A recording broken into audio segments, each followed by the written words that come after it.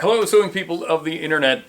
This video is a little different. This is kind of a response to a video on the channel In Stitches. If you're a regular viewer of my channel and you don't know In Stitches, he's in New Zealand, I believe, and he does some excellent reviews on repair and maintenance of a wide variety of different kinds of sewing machines.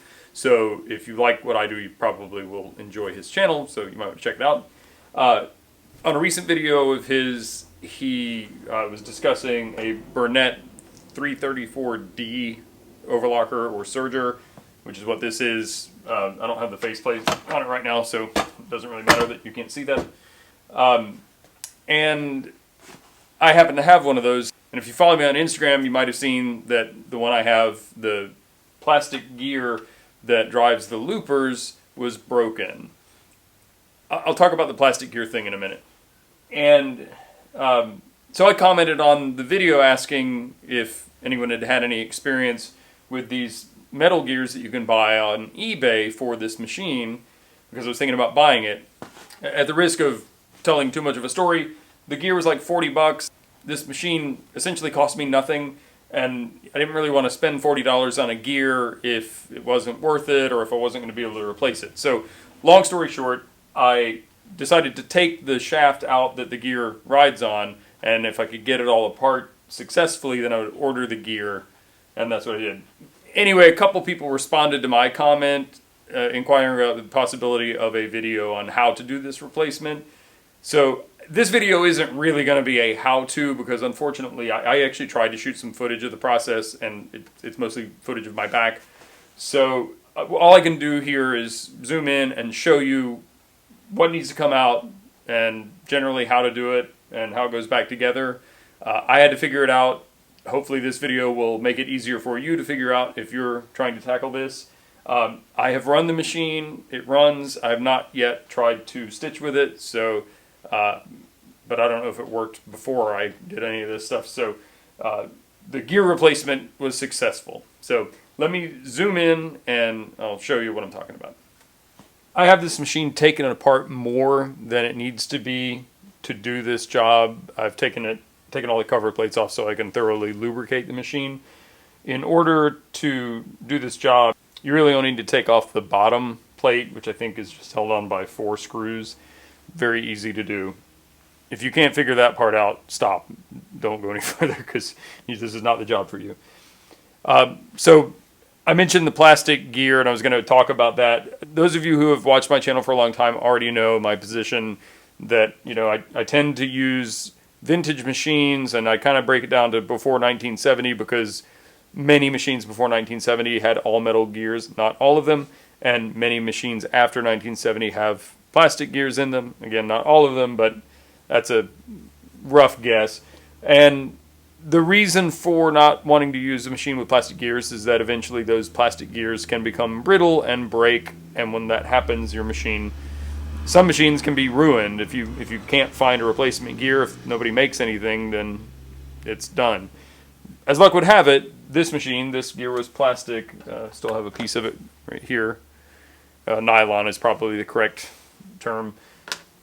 And but people do make a replacement gear. I will try to find a link and put it in the description. I bought this on eBay. I have no affiliation or any knowledge about the person or entity that I bought it from. I bought it from them because it was shipping from the US. However, I was very pleasantly surprised by how nicely machined the gear appears to be.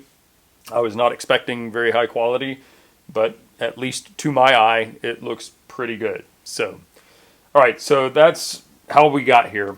So here's what you came here to know. So the first thing you have to do is you have to remove this bracket on the outside of the machine, the front of the machine.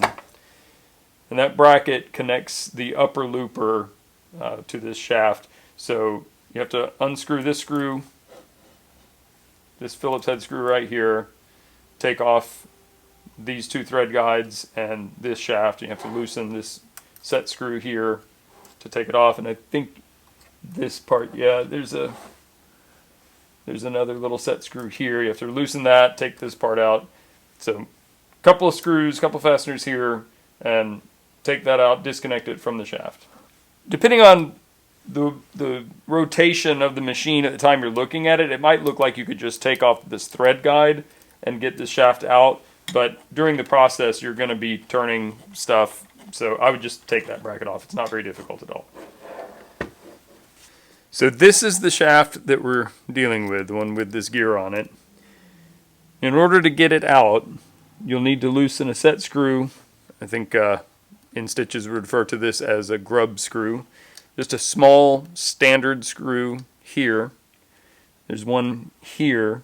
And you'll have to loosen set screws on pretty much everything that's attached to the shaft.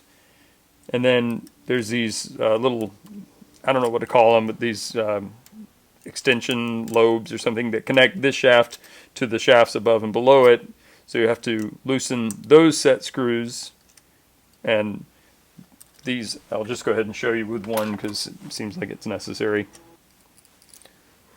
So loosening that set screw allows this pin to come out, and this pin is what holds this lobe, for lack of a better term, and that connects this shaft to these secondary shafts. So those have to get loosened and removed.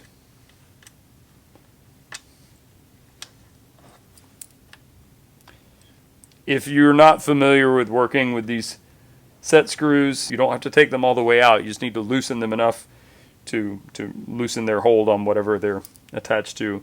If you take them all the way out, there's a good chance you're going to lose them. They're very small and easy to lose, so be cautious of that.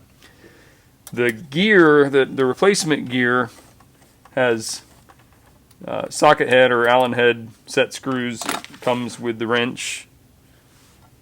And again, if it didn't come with a wrench, if you don't have a selection of tools like this, you maybe don't want to try to tackle this job. Good set of, well, an adequate set of precision screwdrivers is going to be helpful here. So in essence, you're just going to loosen every set screw attached to anything on the shaft or that attaches that shaft to the other shafts. After you've loosened everything, you'll need to use a punch or something to tap, or at least I did, the shaft inwards this way a little bit. On the end of the shaft there is a C-clip, and I'm sorry, but I am not going to take it off to show it to you, but it looks like a C, and that slides into a groove on the end of the shaft, and there's a little washer between the C-clip and this wall that it goes through, and that's there to lock the shaft from going this way. So you'll push it in a little bit. I just used a pair of needle nose pliers to slide the C-clip off. It was actually pretty easy to do.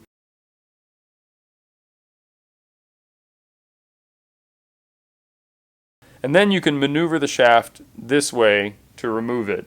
And as you move it this way, you can pull things off of this side as you go. There's no way to take the shaft out and take everything off of it. It has to be done as you're removing the shaft. Basically need to remove the shaft far enough to get to the gear. The plastic gear looked like this, except, went all the way around.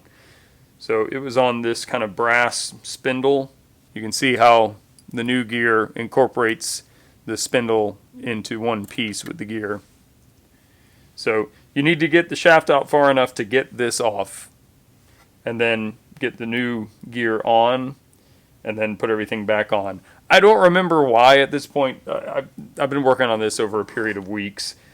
I ended up taking the shaft all the way out at some point. I don't know if it's because I don't know what I'm doing or some other reason, but at least when I did it, I ended up having to do that, so that's a possibility that you may have to, and I just don't remember why.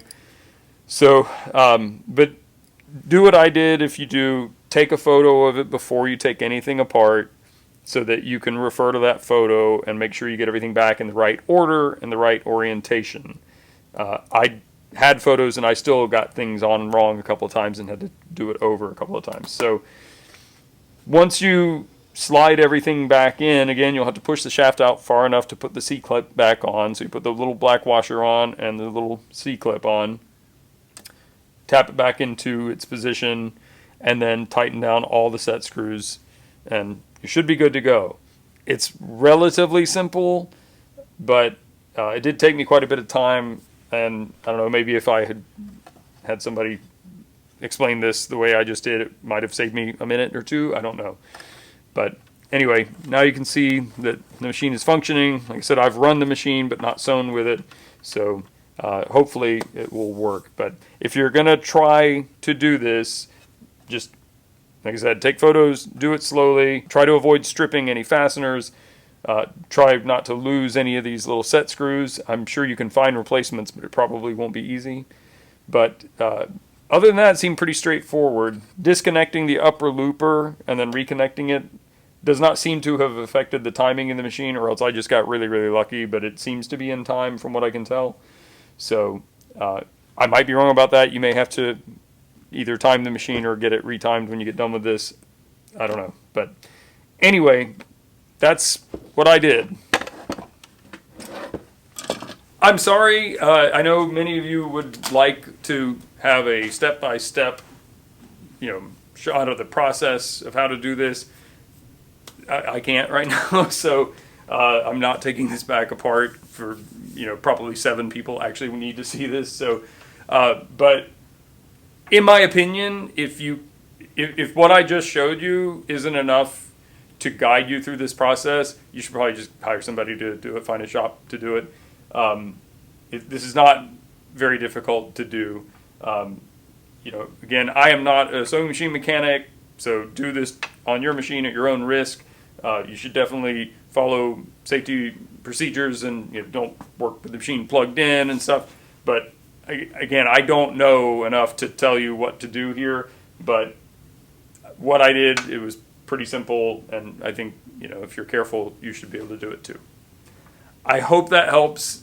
Sorry if it's not what you were looking for, but thanks for watching anyway. If you did like this, I appreciate if you click like. If you're not a subscriber, you might want to subscribe. I do a whole bunch of sewing stuff on this channel.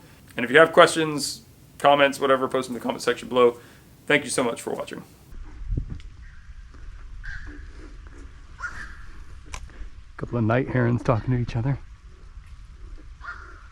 Okay.